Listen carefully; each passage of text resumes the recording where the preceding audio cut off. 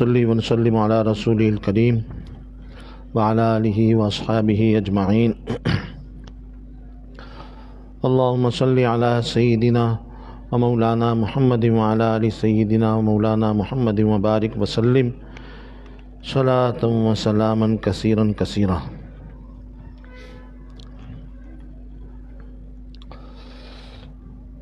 اللہ رب العزت کا بڑا فضل و کرم اور احسان ہے کہ اللہ نے مجھے اس بابرکت محفل میں حاضری کی سعادت عطا فرمائی۔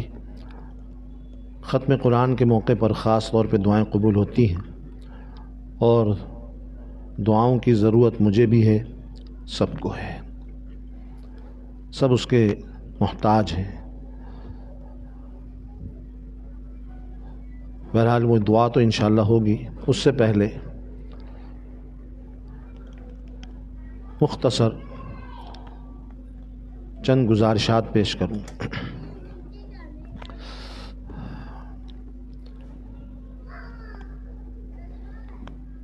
وہ حدیث تو آپ نے سنی ہوگی، پڑھی ہوگی کہ نبی کریم صلی اللہ علیہ وسلم نے ممبر پہ قدم رکھا اور آمین فرمایا۔ حضرت جبرائیل علیہ السلام بد دعا دے رہے ہیں کہ تباہ و برباد ہو جائے۔ ایک وہ شخص کس کے لیے تباہی بربادی کی بد دعا کہ جو رمضان کا مہینہ پائے اور اپنی مغفرت نہ کرائے۔ تو حضرت جبرائیل امین ان کی بد دعا ہی کافی تھی، وہ جس کو بد دعا دے دیں وہ بچ نہیں سکتا۔ کہ آپ نے جب آمین کہہ دیا اب تو 200% یقینی ہے اس کی تباہی و بربادی۔ خیر رمضان کے بارے میں تو آپ سنتے رہتے ہیں، پڑھتے رہتے ہیں۔ دوسری چیز جس پہ دیکھیے، حقوق العباد اسلام کا ایک بہت بڑا اور اہم شعبہ ہے، اور آج اس کی طرف سے بڑی کوتاہی اور غفلت ہے۔ لوگوں نے حقوق العباد کو، بہت سے لوگوں نے ایک طرف اٹھا کے سائڈ پہ رکھ دیا، بس سارا دین بند کر لیا کس میں؟ عبادات میں۔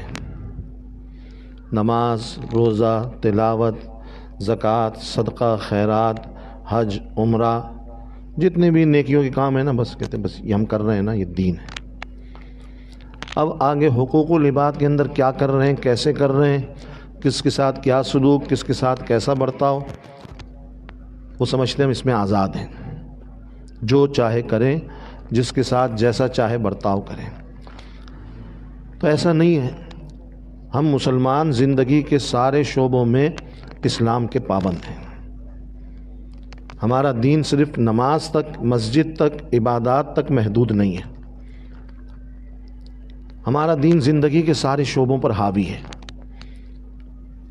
ہم مسجد میں بھی اللہ کے احکام کے پابند ہیں، گھر کے اندر بھی پابند ہیں، دفتر میں بھی پابند ہیں، کاروبار میں بھی پابند ہیں، گھومنے تفریح کرنے جا رہے ہیں وہاں بھی پابند ہیں، بازار میں خرید و فروخت کر رہے ہیں وہاں بھی پابند ہیں، کسی سے کوئی لین دین کر رہے ہیں اس میں بھی پابند ہیں، اور کسی سے کوئی سلوک اور برتاؤ کر رہے ہیں اس میں بھی پابند ہیں۔ اپنی مرضی نہیں چلا سکتے، اور اپنی مرضی سے جو چاہے کریں یہ اسلام نے نہیں سکھایا۔ بہرحال یہ بات تو ذہن میں ہونی چاہیے۔ حقوق العباد جتنے بھی بندوں کے حقوق ہیں سب کے حق ہیں۔ سب سے بڑا اور اونچا جو حق ہے نا وہ والدین کا ہے، اس کے بعد بہن بھائیوں کا بھی ہے، بیوی بچوں کا بھی ہے، دیگر رشتہ داروں کا بھی ہے، پڑوسیوں کا بھی ہے، عام مسلمانوں کا بھی ہے، بلکہ اسلام نے تو جانوروں کے حقوق بھی بیان کیے ہیں۔ میں بس مختصر والدین کے حقوق کا بہت، یہ جو مضمون ہے، موضوع ہے، بہت بڑا ہے، اور اس پر بڑی بڑی اردو میں کتابیں لکھ دی گئی ہیں، جو مطالعہ کرنا چاہے پوری تفصیل سے اس میں دیکھ لے۔ مختصر بس ایک دو اہم باتیں اس بارے میں عرض کروں گا۔ آج جو ہمیں معاشرے میں نظر آ رہا ہے نا، وہ یہ ہے کہ آج چاہے لڑکے ہوں یا لڑکیاں ہوں. ہمارا جو میڈیا ہے نا وہ ان کو کس طرف لے کے جا رہا ہے، کس رخ پر، کس راستے پر، کیا سکھا رہا ہے، تو اس سے کوئی اختلاف نہیں کر سکتا. ہر سمجھدار آدمی، پڑھا لکھا، ہر دانشور اس پہ متفق ہے کہ وہ لے جا رہا ہے غلط راستے پر، اور وہ لے جا رہا ہے کس پر؟ بے ادبی پر، بدتمیزی پر، گستاخی پر، نافرمانی پر. ادب اور احترام یہ چیز میڈیا سے کوئی نہ سیکھتا ہے، نہ کوئی سیکھے گا، نہ کوئی سکھا رہا ہے. یہ چیزیں ختم ہوتی جا رہی ہیں. پہلے تو یہ ہوتا تھا کہ بچے بچیاں بڑے ہو کر، جوان ہو کر کوئی بدتمیزی کر لیتے تھے. اب تو چھوٹے چھوٹے سے ہوتے ہیں، بالکل چھوٹے، چند سال کے، اور وہ ماں سے بھی بدتمیزی کر رہے ہوتے ہیں، باپ سے بھی کر رہے ہوتے ہیں. اس لیے حدیث میں نبی کریم صلی اللہ علیہ وسلم نے جو قیامت کی علامات بیان فرمائی نا، ان تلد الامۃ ربتہا، اس میں ایک علامت یہ بیان فرمائی کہ لونڈی پیدا کرے گی اپنی مالکن کو.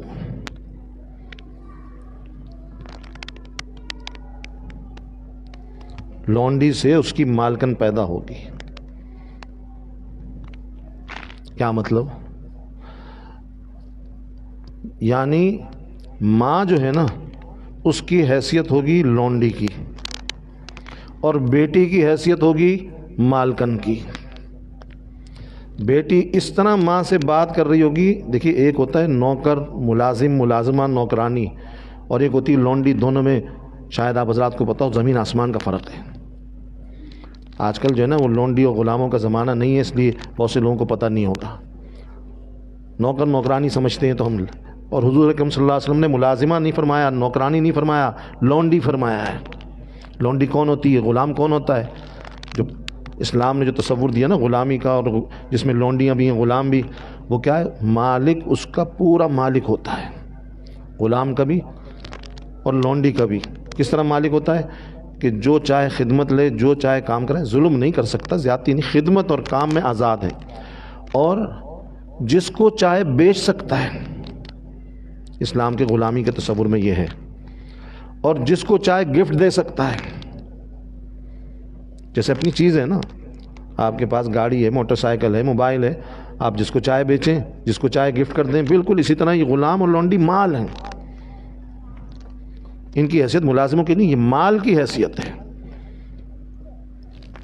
خیر، اب وہ احکام تو موجود ہیں، کوئی حکم منسوخ نہیں ہوئے غلامی اور لونڈی کے، لیکن اب آج کل کا زمانہ اور دور، اب جتنے بھی ملک ہیں وہ اقوام متحدہ کے چارٹر کے پابند ہیں، اس کے اندر اس کی گنجائش نہیں ہے.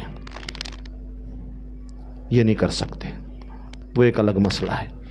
تو نبی کریم صلی اللہ علیہ وسلم نے یہ نہیں فرمایا کہ ملازمہ، فرمایا لونڈی.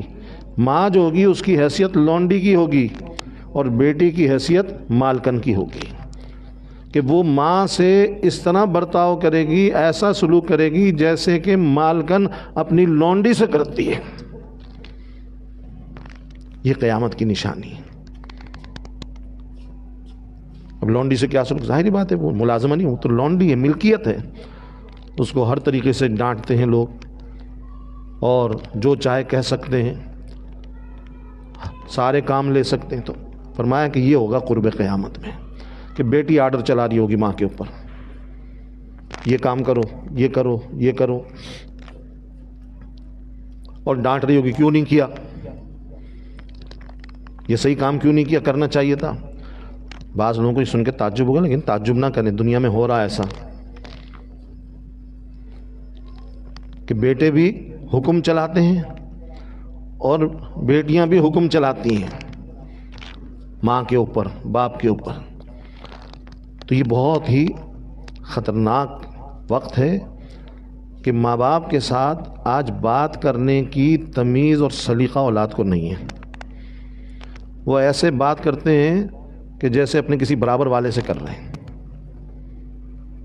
جبکہ قرآن نے اور حدیث نے جو ان کے بارے میں بتایا کہ ماں اور باپ سے کس طرح بات کرو اور کس طرح سلوک اور برتاؤ رکھو، کس طرح رہو، وَاخْفِضْ لَهُمَا جَنَاحَ الذُّلِّ مِنَ الرَّحْمَةِ، بالکل عاجزی اور تواضع کے ساتھ ان کے سامنے رہو، وَقُلْ لَهُمَا قَوْلًا كَرِيمًا وَلَا تَقُلْ لَهُمَا أُفٍّ وَلَا تَنْهَرْهُمَا، قرآن کی آیتیں ہیں کہ ذرہ بھی زبان سے ایسا لفظ نہیں نکالنا جو ماں باپ کو ناگوار ہو۔ نافرمانی اور بدتمیزی تو دور کی بات ہے کہ ایسا لفظ جو ان کو برا لگے وہ بھی زبان سے مت نکالو۔ اس کی ممانعت کر دی، گناہ قرار دے دیا، حرام قرار دے دیا۔ اور آج آپ دیکھ لیجئے کیا ہوتا ہے، کس طرح اولاد بات کرتی ہے۔ اس لیے ہر بچے اور بچی کو یہ سوچنا چاہیے، غور کرنا چاہیے کہ آج تو وہ باپ اور ماں نہیں ہیں لیکن کل بنیں گے۔ جب بنیں گے نا تو پھر جو ان کے ساتھ ہوگا وہ کئی گنا زیادہ ہوگا۔ یہ اللہ کا ایک نظام ہے کہ جیسی کرنی ویسی بھرنی۔ اور کوئی ایک سوال مجھے کیا بعض لڑکوں نے میرے سے، انہوں نے کہا اس کا مطلب پھر آج جو ہم اپنے ماں باپ کے ساتھ جو برا سلوک کر رہے ہیں تو یہ ان کی سزا ہے، انہوں نے بھی کیا ہوگا اپنے ماں باپ کے ساتھ۔ نہیں، یہ ضروری نہیں ہے، یاد رکھیے گا، یہ ضروری نہیں ہے۔ ہزاروں لاکھوں مثالیں ایسی ہیں کہ جو باپ ہیں اور ماں ہیں، انہوں نے پوری زندگی کبھی اپنے ماں باپ کے سامنے سر بھی نہیں اٹھایا، بدتمیزی تو دور کی بات، لیکن ان کی اولاد نافرمان۔ وہ تو یہ کہتے ہم نے تو کچھ بھی نہیں کیا اپنے ماں باپ کے ساتھ، یہ ہماری اولاد کیسے ہوگی؟ معذرت کے ساتھ ماں باپ بھی سن لیں کہ اس میں قصور بھی ماں باپ کا ہے کہ شروع سے ان کی تربیت کی طرف توجہ نہیں دی۔ آج ہم نے اپنے بچوں کو تربیت کے لیے کس پر چھوڑ دیا؟ میڈیا کے، موبائل کے حوالے کر دیا ہے، وہ تربیت کر رہا ہے، ماں باپ کچھ نہیں سکھاتے۔ اگر وہ کچھ سیکھ لیتے ہیں نا، کہاں پہ سیکھ لیتے ہیں؟ علماء سے سیکھ لیتے ہیں، مسجدوں میں جا کے سیکھ لیتے ہیں، کچھ دینداروں کے ساتھ بیٹھ کے سیکھ لیتے ہیں۔ ماں باپ نہیں بتاتے، ان کے پاس ٹائم ہی نہیں، آج تو کسی کے پاس فرصت ہی نہیں ہے نا کہ بتائیں اور سکھائیں، تو تربیت کی طرف توجہ نہیں ہے۔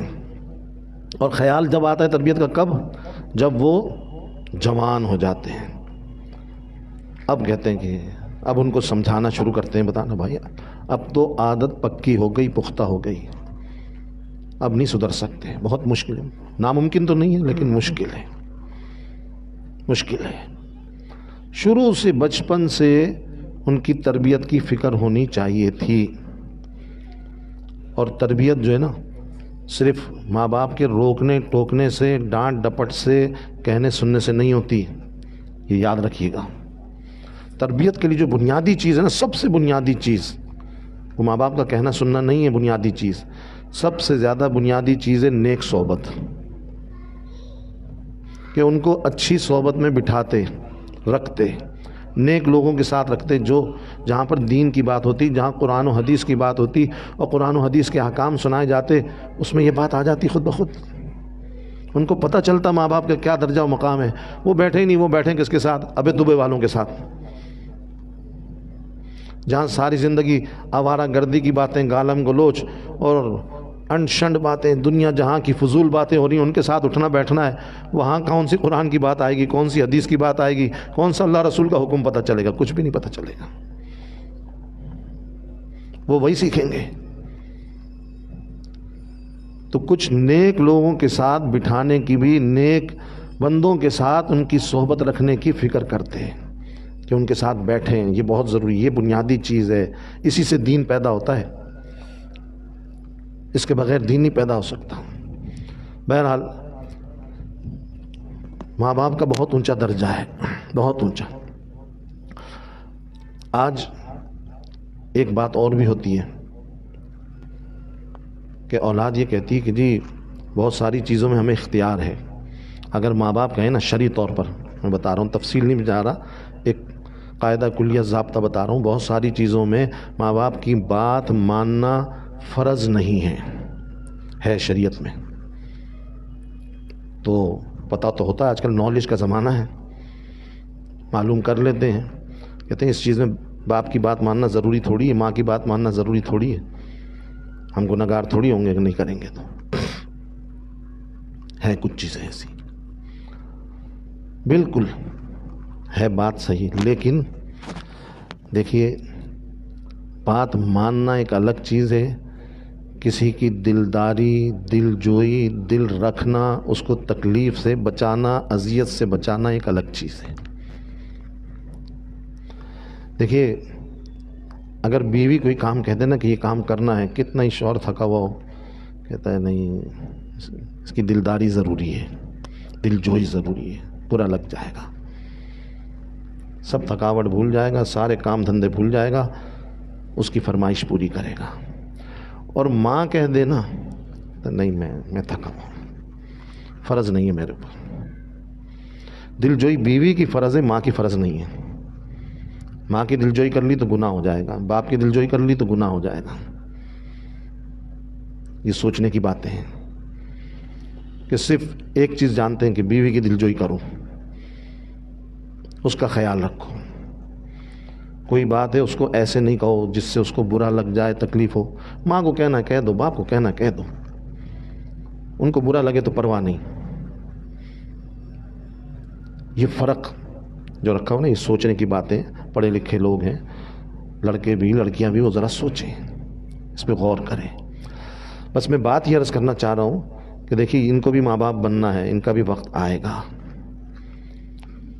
اور جب آدمی کے اوپر بیتتی ہے نا، اپنا وقت آتا ہے نا، پھر اس کو صحیح اندازہ ہوتا ہے۔ جب تک خود ماں باپ نہیں بنتے انہیں کیا پتہ کہ ماں باپ کے کیا جذبات ہیں، کیا احساسات ہیں، کیا خیالات ہیں، کیا ان کی سوچ ہے، اور کس کس بات سے تکلیف ہوتی ہے، وہ ماں باپ بنے بغیر پوری طرح سمجھ ہی نہیں سکتے۔ اسی طرح جو بڑھاپے کی تکلیف ہے نا، وہ بوڑھے کو ہی پتہ چلے گی، جوانوں کو کیا پتہ بڑھاپے کی کیا تکلیف ہے، وہ کیا جانتے ہیں۔ اس لیے اللہ نے جو قرآن میں لفظ استعمال کیا نا، اما یبلغن عندک الکبر احدہما، کہ اگر بڑھاپے کو پہنچ جائیں ماں باپ میں سے کوئی ایک یا دونوں، یہ اللہ کے الفاظ ہیں۔ بڑھاپے کا اللہ نے خاص طور پہ ذکر کیا ہے، کیوں؟ اس لیے کہ بڑھاپا بہت بڑی تکلیف کی چیز ہے، بڑھاپا خود ایک بہت بڑی مصیبت ہے، اور بہت اس میں تکلیف ہے۔ ساری بیماریوں کی جڑ ہے بڑھاپا، اس میں تکلیف ہوتی ہے۔ تو اب وہ جوان اولاد ہے نا، وہ کیا جانے کہ بوڑھے ماں باپ کے کیا مسئلے ہیں، اور ان کی کیا ضرورتیں ہیں، اور کیا ان کو تکلیف ہے۔ وہ بوڑھے ہوں گے تو پتہ چلے گا۔ اس لیے بڑھاپے میں جب تک جوان ہے نا ماں باپ، تو اللہ نے اس لیے کہا بڑھاپے کا ذکر، کہ بڑھاپے میں خاص طور پہ ان کا خیال رکھو۔ دیکھیے جوانی میں نا صحت مند ہوتے ہیں نا ماں باپ، تو ان کو بھی زیادہ فکر نہیں ہوتی، وہ بھی زیادہ اثر نہیں لیتے، زیادہ حساسیت پیدا نہیں ہوتی، وہ چل رہے ہیں پھر رہے ہیں، جا رہے ہیں آ رہے ہیں، گھوم رہے ہیں پھر رہے ہیں، ادھر جا رہے ہیں، ذہن بڑھ جاتا ہے۔ جب بوڑھا ہو جاتا ہے نا آدمی، بیمار ہو جاتا ہے، بستر پہ پڑ جاتا ہے، اب اس کی سب کچھ باہر کی، اس کی نکلنا جلنا، باہر ملنا ولنا سب ختم۔ اب وہ بہت زیادہ حساس ہو جاتا ہے، اور بہت چڑچڑا ہو جاتا ہے،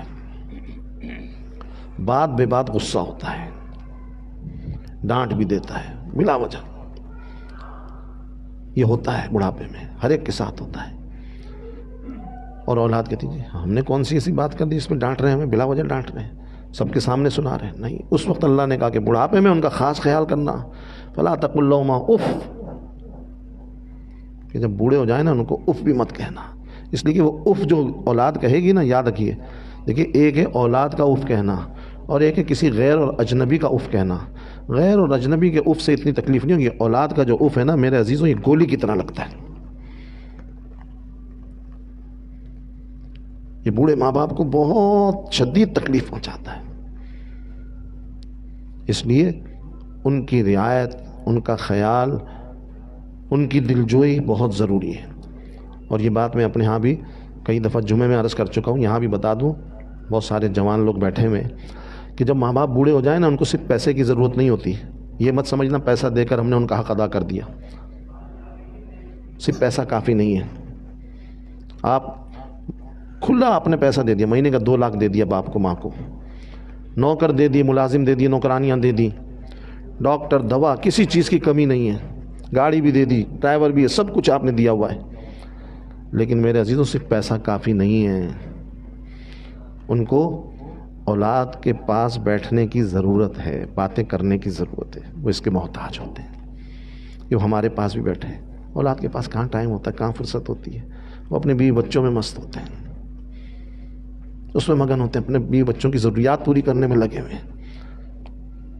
کہتے ہیں ہم دے تو رہے نا, کیا کس چیز کی کمی ہے آپ کو, کیا چاہیے بتائیں اور پیسے دے دیتا ہوں. نہیں, صرف پیسے سے حق ادا نہیں ہوگا. ان کو وقت دینا پڑے گا, خود بیٹھنا پڑے گا. ملازم اور نوکرانیوں سے حق ادا نہیں ہوگا. خدمت کرانے کے لیے نوکر رکھ لیے, ڈاکٹر رکھ لیے, فزیو تھراپی والے رکھ لیے, بھائی اس سے حق ادا نہیں ہوگا. وہ کریں, تم کو بیٹھنا پڑے گا, خود وقت دینا پڑے گا. حق ادا کرنے کے لیے ان کو بڑھاپے میں کس کی ضرورت ہوتی ہے؟ اولاد سے محبت ہوتی ہے, انہی کی ضرورت ہوتی ہے ان کو. اور وہ چاہتے ہیں اولاد بیٹھے ہمارے پاس. آج اولاد کے پاس ٹائم نہیں ہوتا, فرصت نہیں ہوتی. اس لیے ماں باپ کی نافرمانی, ان کو تکلیف پہنچانا, اس کا نقصان جو ہے نا آخرت میں تو اپنی جگہ پر ہے, اور اس کا وبال حدیث میں آیا. مختصر عرض کر رہا ہوں اشارتاً, 2-3 باتیں بس, بھی بات ختم کروں گا. حدیث میں آیا کہ ماں باپ کو تکلیف پہنچانے والے کے اوپر وبال دنیا میں مرنے سے پہلے پڑے گا اگر ان سے معافی نہیں مانگی. دوسری بات, ماں باپ کو تکلیف پہنچانے سے, ان کو ناراض کرنے سے سب سے بڑا جو مسئلہ دنیا میں خراب ہوتا ہے نا, وہ معاش کا مسئلہ, مال کا مسئلہ, پیسے کا مسئلہ. بہت انسان پریشان ہوتا ہے, بہت پریشان ہوتا ہے. یہ ماں باپ کی دعاؤں سے نا اللہ تعالیٰ دروازے کھولتا ہے رزق کے. ہیں یہ بوڑھے کچھ نہیں کر رہے, لوگ کہتے ہیں کیا ہے, محنت ہم کر رہے ہیں, کما ہم رہے ہیں. ارے بھائی, ہماری محنت اور ہماری مشقت اور ہماری بھاگ دوڑ اور ہمارے کمانے سے, ہمارے کچھ کرنے سے کچھ نہیں ملے گا. یہ کسی کی دعاؤں کے طفیل ملتا ہے, یاد رکھنا. احادیث سے ثابت ہے, کسی کی دعاؤں سے ملتا ہے. کس کی دعاؤں سے؟ حدیث میں انما ترزقون بضعفائکم, نبی کریم صلی اللہ علیہ وسلم نے کس کی دعا سے ملتا ہے, کس کی برکت سے؟ جو تم میں ضعیف ہیں, کمزور ہیں نا, کمزور طبقہ, بوڑھے, کمزور بچے, کمزور عورت, بیمار, بوڑھا نہیں بیمار ہے, کمزور بستر پہ پڑا, وہ بھی کمزور, ان کی برکت سے اللہ رزق دیتا ہے. یہ نبی کریم صلی اللہ علیہ وسلم کا ارشاد ہے, یہ ایک مستقل موضوع ہے. تو ان کی دعا سے رزق کے دروازے کھلتے ہیں. ان کو ناراض کر دیا نا, اپنے دروازے آپ نے بند کر دیے, پریشان رہو گے. حضرت تھانوی رحمۃ اللہ علیہ کے پاس ایک شخص بار بار آتا تھا کہ میرے معاش کا مسئلہ ہے, دعا کر دیں, دعا کر دیں, دعا کر دیں. حضرت دعا کرتے رہتے تھے, قرضہ چڑھتا جا رہا ہے. آخر ایک دن حضرت نے اس سے پوچھا کہ بھائی تمہارے ماں باپ میں سے کوئی زندہ ہے؟ کہ ہاں جی اماں زندہ ہیں. پھر ان سے دعا کراتے کہ نہیں, کہاں دعا, وہ تو ناراض ہیں, بات ہی نہیں کرتی. تو حضرت تھانوی رحمۃ اللہ علیہ نے فرمایا کہ اگر ماں تم سے ناراض ہے نا, وہ وہی اکیلی زندہ ہے, تو ساری دنیا کے جتنے اولیاء کرام بزرگان دین ہیں سب کو تم جمع کر لو, یہاں پہ نہیں بیت اللہ میں لے جاؤ, اور بیت اللہ میں بٹھا کے ان سے دعا کراؤ کہ تمہارے معاش کا مسئلہ حل ہو جائے, روزگار کا مسئلہ حل ہو جائے, قرضے اتر جائیں. کا کچھ بھی نہیں ہوگا, ماں کی دعا سے حل ہوگا. جاؤ اس کو راضی کرو. تو اللہ نے ان کے رضا میں رکھا ہے رزق, ان کی دعاؤں میں رکھا ہے رزق. ایک بات بس. دوسری آخری بات کہ ہمارا جو ہم سب کی ایک خواہش ہے, ہم مسلمان ہیں, کیا خواہش؟ کہ ہمارا خاتمہ اچھا ہو جائے, کامل ایمان کے اوپر ہو جائے, کلمے کے اوپر ہو جائے. یہ ہے ہر مسلمان کی خواہش ہے, ہونی چاہیے. اور خاتمہ جو اچھا ہوگا نا, وہ ماں باپ کی دعاؤں سے ہوگا, ان کی رضامندی سے ہوگا. یاد رکھنا, یہ حدیث سے ثابت ہے, حدیث سے, یہ قصے کہانیوں سے نہیں. نبی کریم صلی اللہ علیہ وسلم کے زمانے میں واقعہ پیش آیا تھا. ایک شخص کی روح نکلنے کا وقت آ گیا, صحابی تھے, اس زمانے کے جتنے مسلمان ہیں وہ صحابی ہیں, اور روح نہیں نکل رہی, اٹک گئی ہے. آپ صلی اللہ علیہ وسلم کو اطلاع دی گئی, آپ تشریف لے گئے, اور آپ کو وحی کے ذریعے پتہ چل گیا کیا مسئلہ ہے؟ آپ نے کہا کہ اس کی والدہ سے کہو کہ وہ آ جائے، اس کو معاف کر دے، وہ ناراض ہے۔ ماں کو پیغام دیا گیا، ادھر آ جائیں، آپ آگے آ جائیں۔ تو جب ماں کو پیغام دیا گیا تو ماں نے صاف انکار کر دیا کہ نہ میں معاف کروں گی، نہ اس کی شکل دیکھوں گی، نہ جاؤں گی، میں نہیں جاتی۔ نبی کریم صلی اللہ علیہ وسلم سمجھ گئے کہ اس کا علاج کیا ہے، حل کیا ہے۔ آپ صلی اللہ علیہ وسلم نے حکم دیا لکڑیاں جمع کرو، آگ لگاؤ، اس کو آگ میں جلائیں گے، یہی اس کا علاج ہے۔ اور کہا اس کی ماں کو اطلاع کر دو کہ تمہارے بیٹے کے لیے آگ دہکائی گئی ہے، اس کو آگ میں ڈالیں گے تو اس کی روح نکل جائے گی صحیح طریقے سے۔ اب ماں کو جب اطلاع دی، اس نے معلومات کی، پتہ چلا مذاق نہیں، واقعی آگ تو خوب بھڑکا دی گئی ہے اور اس کو ڈالنے والے ہیں۔ ماں تو ماں ہے نا، باپ تو باپ ہے، کتنے ہی ناراض ہوں، کچھ بھی ہوں، تو ان کی محبت اس کا بدل نہیں ہے۔ بھاگی ہوئی آئی اور کہا یا رسول اللہ میرے بیٹے کو آگ میں جلائیں گے؟ آپ نے کہا ہاں، کہا نہیں، میں اس کو معاف کرتی ہوں۔ اس نے کہا میں معاف کرتی ہوں، کلمہ رکا ہوا تھا، پاس بیٹھے ہوئے لوگ کلمہ پڑھ رہے تھے، اس کی زبان سے کلمہ نہیں نکل رہا تھا۔ جیسی ماں نے کہا معاف کرتی ہوں، کلمہ نکل آیا اور روح پرواز کر گئی۔ تو ہمارا جو خاتمہ اچھا ہوگا نا میرے عزیزوں، ماں باپ کی دعاؤں سے ہوگا، ان کی رضامندی سے ہوگا، تو ہماری دنیا بھی وہ ہیں اور ہمارا دین بھی وہ ہے، ہماری آخرت بھی وہ ہیں۔ اس لیے سب کے حقوق کا خیال کرو۔ یہ بھی نہیں کرنا، میں صاف بتا رہا ہوں کہ ماں باپ کے کہنے سے کسی پہ ظلم بھی مت کرنا، اللہ کے حکم کو توڑنا بھی نہیں ماں باپ کے کہنے سے۔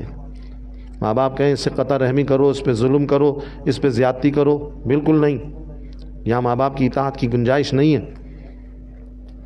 ماں باپ کسی پہ بھی، صرف بیوی پہ نہیں، کسی پہ بھی وہ کہیں فلاں سے قطع تعلق کر لو، فلاں سے نہیں ملو، دیکھیں اگر شرعی وجہ ہے نہ ملنے کی پھر تو ان کی بات مان جاؤ، اور اگر ویسی آپس کی لڑائیاں ہیں جو ہوتی ہیں خاندانوں میں، اس کی وجہ سے وہ ملنے سے منع کر دیں، سلام کلام سے منع کر دیں، یہاں یاد رکھیے ماں باپ کی اطاعت جائز نہیں، بالکل نہیں۔ جو اطاعت کرے گا، میں صاف بتا رہا ہوں، وہ گنہگار ہوگا۔ ماں باپ کے کہنے سے بیوی پہ ظلم کرے گا، گنہگار ہوگا۔ زیادتی کرے گا، گنہگار ہوگا۔ اس کا حق اس کو نہیں دے گا، گنہگار ہوگا۔ لیکن اگر بیوی کی وجہ سے ماں باپ پہ ظلم کرے گا تو بہت بڑا گنہگار ہوگا۔ اس لیے دونوں کے درمیان میانہ روی، اعتدال، اس کا خیال رکھیں، اور حقوق و لباد میں سب سے اہم یہ ماں باپ کا حق ہے۔ اللہ رب العزت ہم سب کو سمجھنے کی اور عمل کرنے کی توفیق عطا فرمائے۔ بس اب ختم قرآن کی دعا ہے، انشاءاللہ وہ دعا کر لیتے ہیں۔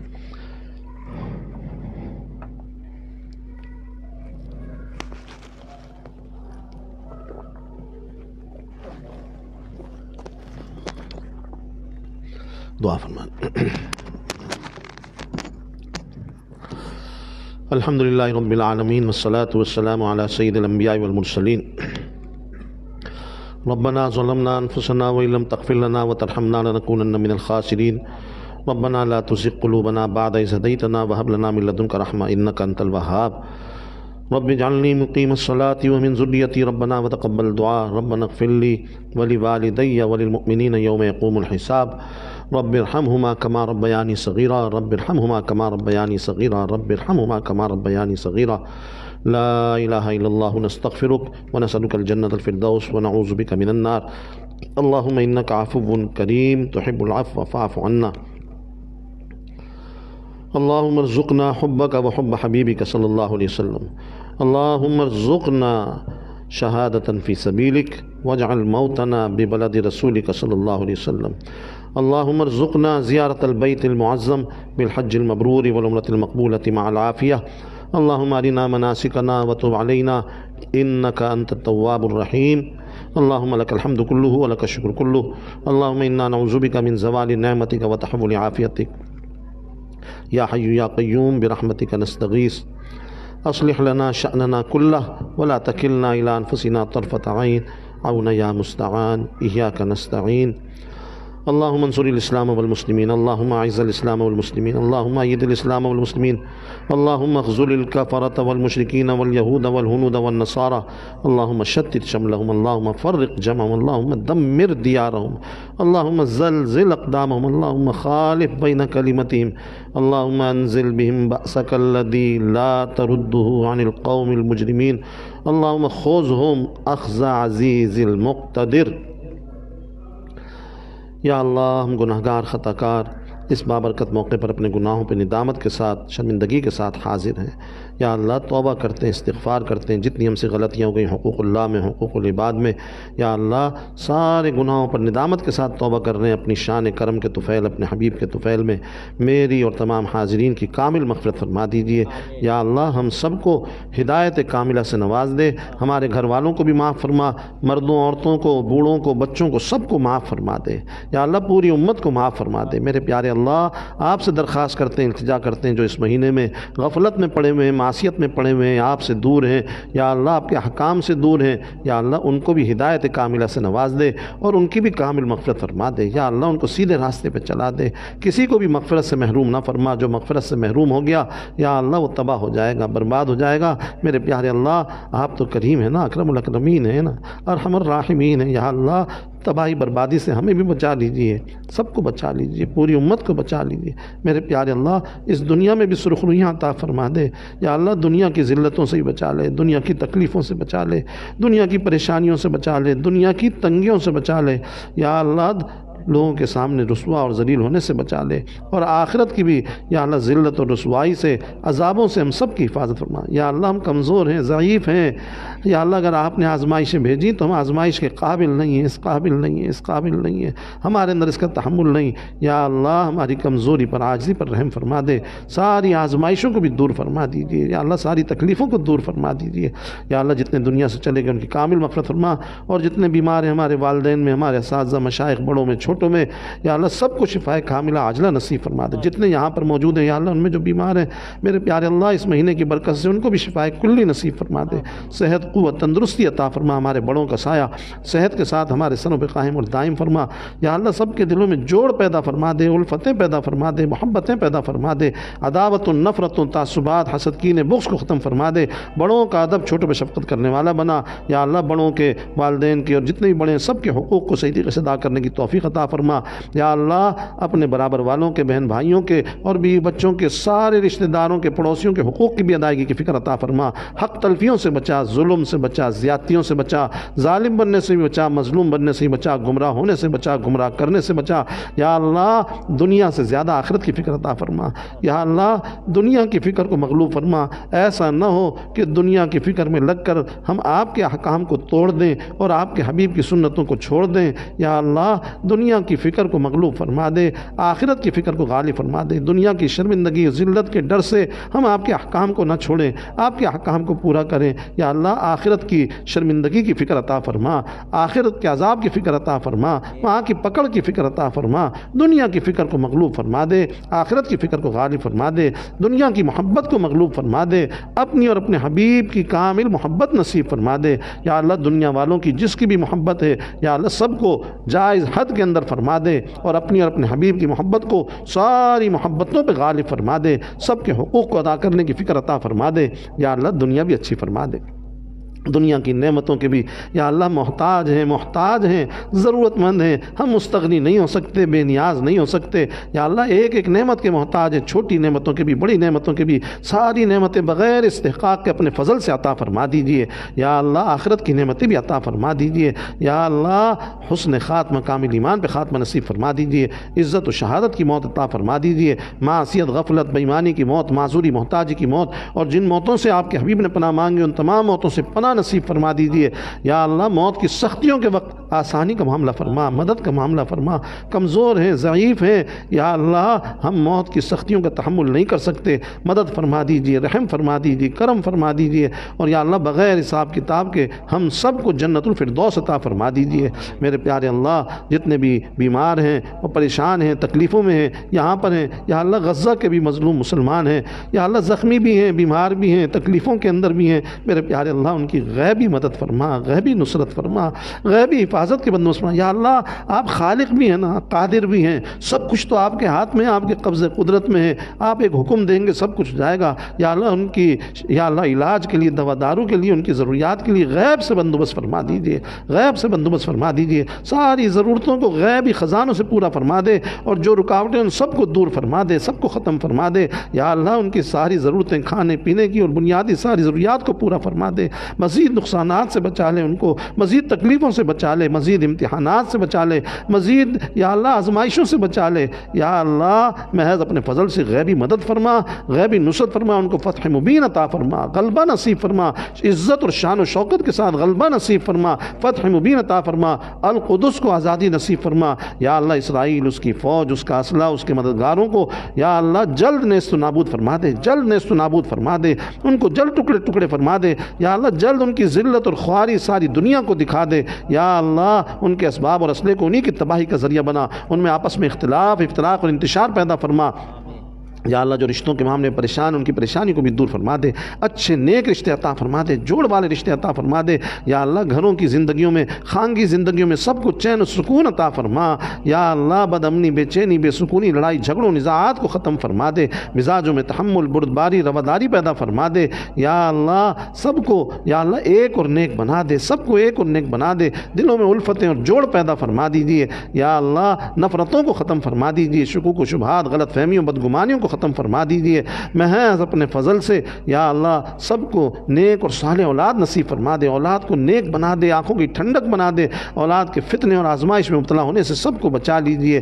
یا اللہ سب کو رزق حلال وافی مقدار میں عطا فرما دیجیے۔ یا اللہ معاشی مالی تنگیوں کو، پریشانیوں کو سب کی دور فرما، جو بے روزگار ہیں ان کو اپنے غیبی خزانوں سے حلال روزگار خوب عطا فرما دے۔ اس مہینے کی برکت سے برکت و قناعت والی حلال روزی سب کو عطا فرما، خوب عطا فرما، وافر مقدار میں عطا فرما۔ یا اللہ اپنے شاکرین بندوں میں شامل فرما۔ یا اللہ ہر قسم کی تنگی و پریشانیوں کو دور فرما، تمام مدارس و مساجد کو بھی قیامت تک کے لیے آباد فرما، دین کی خدمت کرنے والوں کو آباد فرما۔ یا اللہ ان کی ضروریات کو، مساجد و مدارس کی ضروریات کو بھی اپنے غیبی خزانوں سے پورا فرما دیجیے۔ یا اللہ جو افراد مقروض ہیں اور جو ادارے مدارس مقروض ہیں، مساجد بھی مقروض ہیں، ان کے قرضوں کی ادائیگی کا بھی جلد غیب سے بندوبست فرما دیجیے۔ یا اللہ سب کی غیبی مدد فرما دے، غیبی نصرت فرما دے، معذوری محتاجی سے سب کو بچا لے، مخلوق کے سامنے ہاتھ پھیلانے سے بچا لے، ذلت اور شرمندگی سے بچا لے، رسوائی سے بچا لے۔ یا اللہ محض اپنے فضل سے یا اللہ سب کی تمام جتنی بھی جائز مرادیں اور حاجات ہیں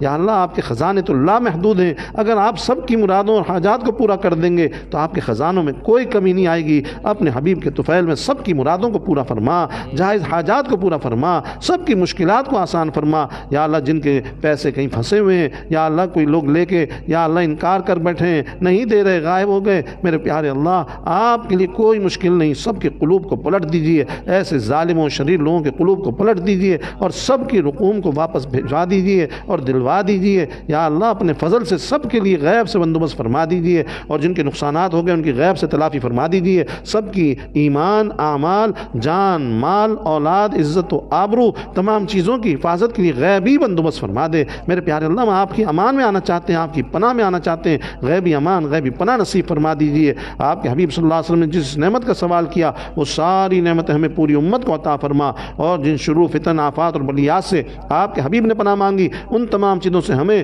اور یا اللہ تمام حاضرین کو، اس گھر والوں کو، پوری امت کو، سب کو پناہ نصیب فرما دیجئے۔ یا اللہ جتنے بچے قرآن کریم سنانے والے، یہاں سنایا کہیں اور سنایا، اور سننے والے یا اللہ ان کو قرآن سے قلبی تعلق اور لگاؤ نصیب فرما دے، اور خوب پابندی کے ساتھ یاد رکھنے کی اور پڑھتے رہنے کی توفیق عطا فرما، اور قرآن کریم کی برکات ان کو، ان کے گھر والوں کو، ہم سب کو، پوری امت کو نصیب فرما دیجئے۔ یا اللہ قرآن سے یا اللہ دوری رکھنے سے ہم سب کو بچا لیجئے، اور قرآن کو بھولنے سے ہم سب کو بچا لیجئے۔ یا اللہ اس کے وبال سے ہم سب کو بچا لیجئے، اور قرآن کو ہم سب کے حق میں شفیع اور سفارش کرنے والا بنا دیجئے، ہمارے حق میں حجت بنا دیجئے۔ ربنا تقبل منا انک انت السمیع العلیم وتب علینا انک انت التواب الرحیم، وصلی اللہ تعالی علی خیر خلقہ محمد وعلی آلہ واصحابہ اجمعین، آمین برحمتک۔